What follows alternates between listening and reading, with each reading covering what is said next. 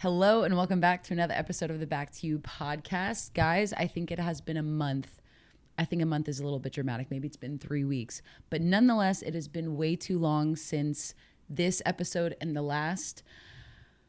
There's been a lot of life that I have lived. And I want to talk about something that has been my big theme, I would say the last couple of months really, but more so the last couple of weeks, is this theme of just always trying to find solutions for things that are actually not problems. And I have had so many conversations with clients. I've had conversations with my mentors. I have been having conversations with people in my life about this and just sitting with myself. And there are so many conversations I'm having around feeling and moving through these emotions that are not wrong, yet we still try to find these solutions for them.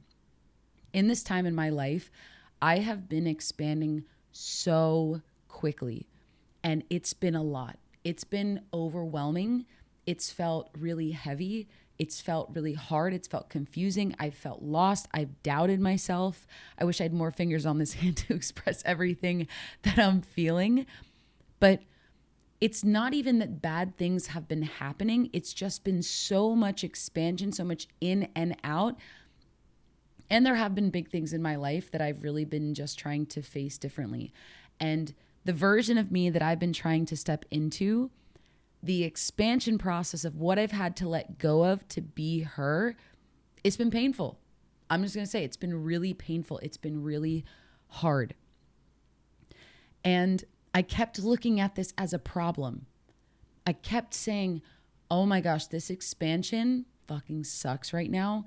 And I just want some peace. I want a break. I am just, it was so much for me to handle in so many different ways. And I was not showing up as the best version of myself.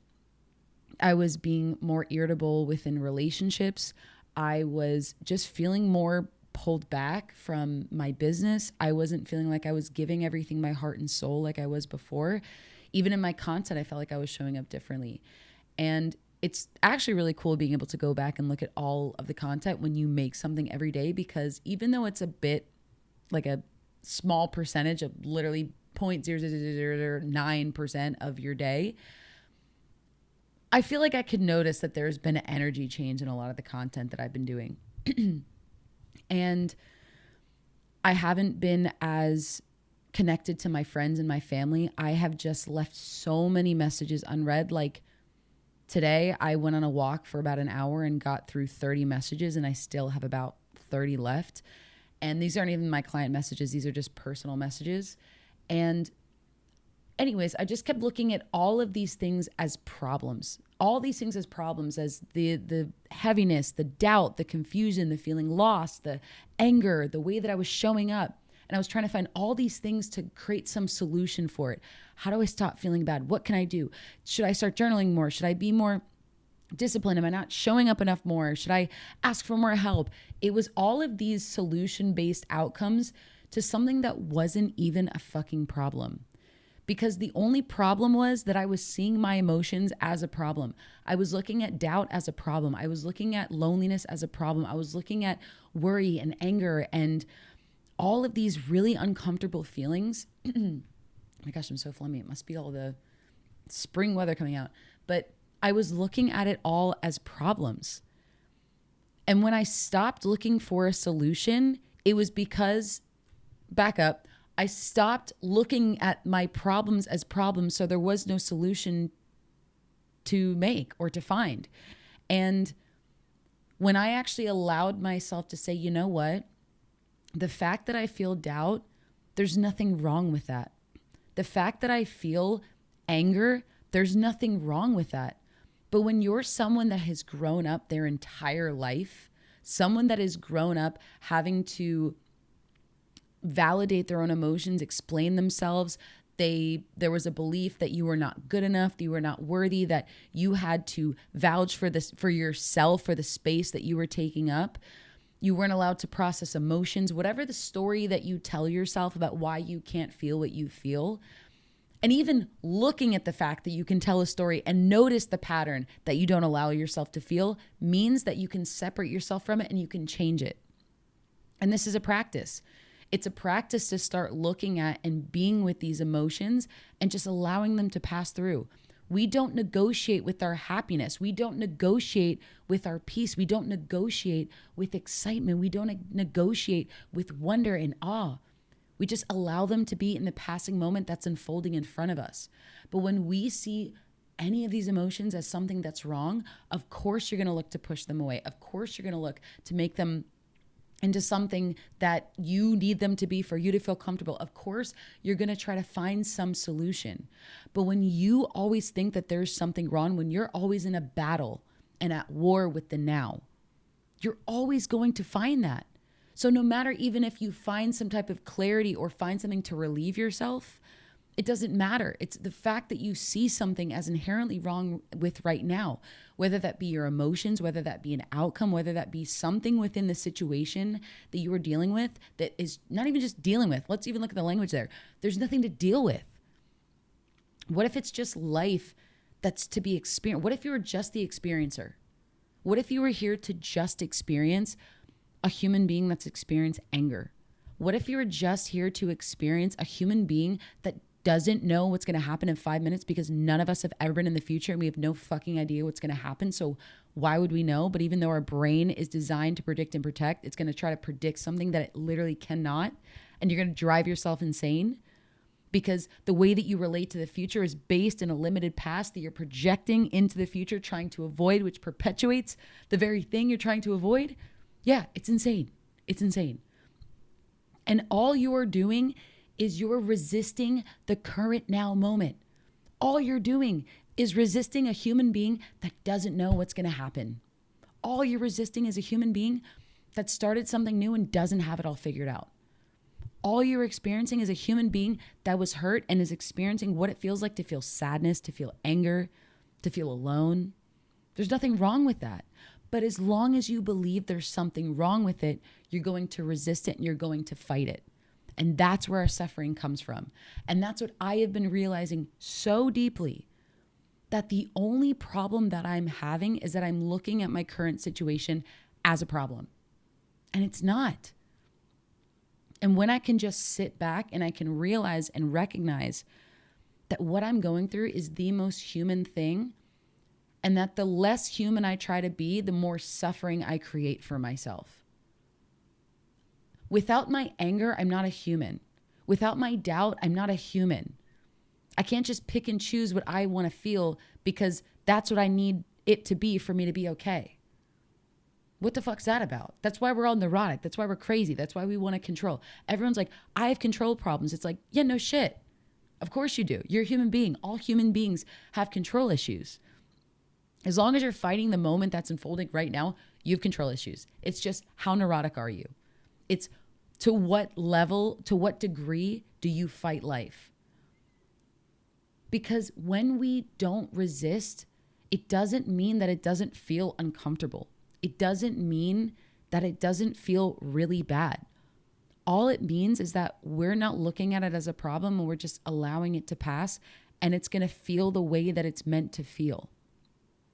I always think about it with childbirth. I've never given birth, but I went through this phase where I was just going into just looking at birth doulas, and it just fascinates me, the female body and just how we can create life and just that whole process. And it also scares the shit out of me because it's insane. But when I was going into this, I was reading about how the pain from childbirth happens when you resist, when you tighten, when you clench, it's all psychological. Obviously there's physical pain, but when we resist, when we push, when we force, that's when you tear it, the labor slows down, all of that. Even though labor is uncomfortable, it's painful, the way that you move through the process is that you relax, is that you surrender.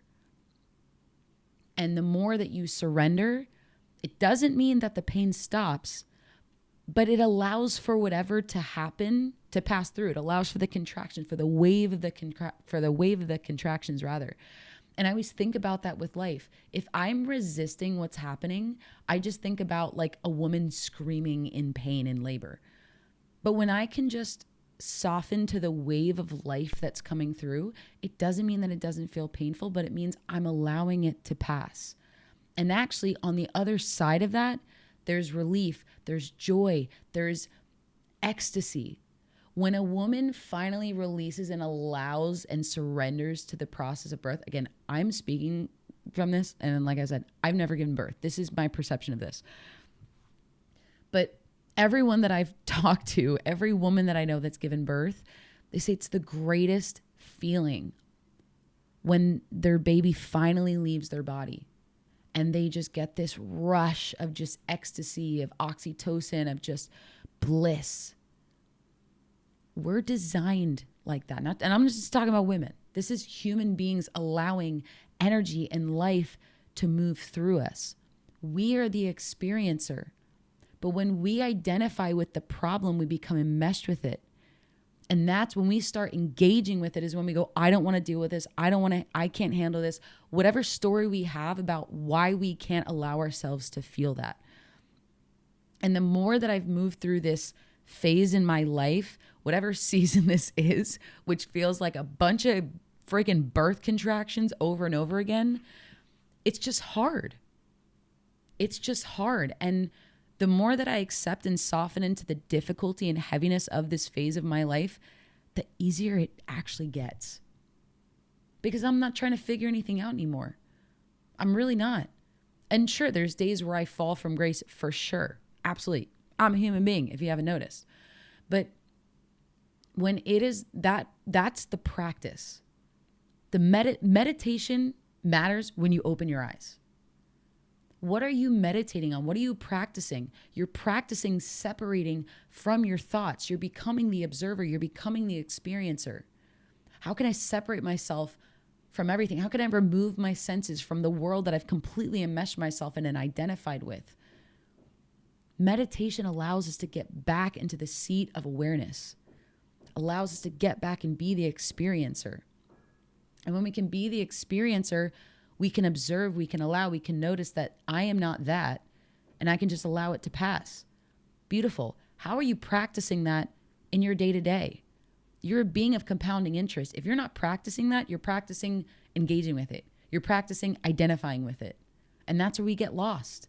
That's part of the human experience, is that all of this stuff is sensory. We're so enmeshed in this 3D world that there is some level of finite, not ability, but a finite element to this world. And that's part of where we get stuck in ego, that we get stuck in these patterns, we get stuck in these behaviors because we identify with who we believe we are. We fight and we resist and we say how we need it to be, and we start engaging with what the ego thinks it needs. Think about a crying kid. If there's a kid and it's crying and you're like, look, I cannot deal with you right now, that kid's going to start crying even louder because it's like, mom and dad are not listening to me. I'm going to scream louder so I get my needs met. What do you think happens when you resist a feeling that needs to be felt? That's the name of the game, is how can you stop looking at these very human experiences, these very normal things, how you are designed, to stop looking at them as maladaptive or faulty. Because when you can do that, you're fucking free. Doesn't mean you don't experience pain. That's part of the contract we signed being here, is that we feel pain. But your suffering is just when you resist that. And when you remove the resistance, all there's left to do is feel. You were designed to feel. You're a sentiental being. It's in your makeup to feel, to move through these things. But the more you resist that, the more you resist what it means to be a human being. So that's been my journey right now, is just not looking at any of these things that I've been fighting my whole life as something that's bad. I get to be the adult now. I don't have to be the kid who wasn't allowed to feel their emotions. I don't have to be the kid that wasn't allowed to express anger, that wasn't allowed to express sadness, that wasn't allowed to express that maybe they're just hurting a little bit. I get to be that for myself, and I get to allow that space for me to feel it and to move through, because that's the only way. The only way out is through. And the only thing waiting for you on the other side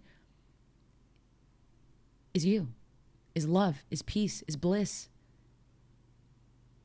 And that's what we're here to do. And that's expansion. So I challenge you all to sit with, what am I not allowing myself to feel? What have I exiled from my life, from within myself, that I don't allow myself to sit with, that I push away? Where am I resisting? Where am I engaging with the needs of my ego and listening to it? Because the more I listen to that ego, the more I stay in the grip that it needs me to be in for it to feel like that it's safe. So be with yourself. What is it that I'm not allowing myself to feel?